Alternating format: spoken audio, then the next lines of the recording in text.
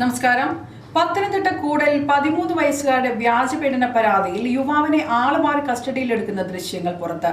കസ്റ്റഡിയിൽ മർദ്ദനമേറ്റതായി പരാതി നൽകിയ 20 വയസ്സുകാരനായ യുവാവിന്റെ സഹോദരനെയാണ് ആളുമാറി പോലീസ് കസ്റ്റഡിയിലെടുത്തത്.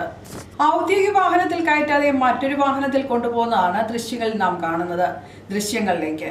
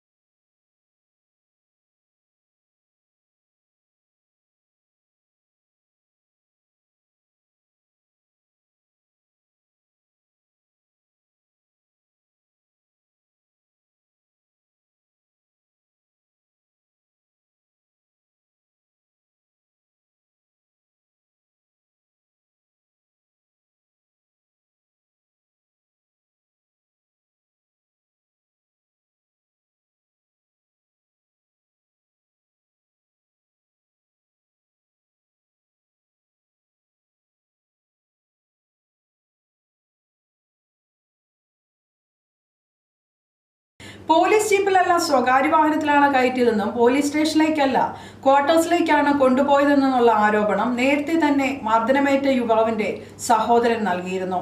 അവര് ഇങ്ങനെ തന്നെ കൊണ്ടുവന്ന്, അതായത് നല്ല ബലമായിട്ട് പിടിച്ച് മുന്നോട്ട് കൊണ്ടുപോയിട്ട് അവര് എന്നോട് ചോദിച്ചു വയസ്സ് എത്ര ഉണ്ടെന്ന് ചോദിച്ചു. ഞാൻ പറഞ്ഞു 28 വയസ്സുണ്ടെന്ന് പറഞ്ഞു. അപ്പം ഇവർ പരസ്പരം അങ്ങോട്ടും ഇങ്ങോട്ടും പറഞ്ഞു, ഇവനല്ലല്ലോ പ്രതി സാറുമാരെന്ന് അങ്ങോട്ടും ഇങ്ങോട്ടും ഇവർ പരസ്പരം പറഞ്ഞു.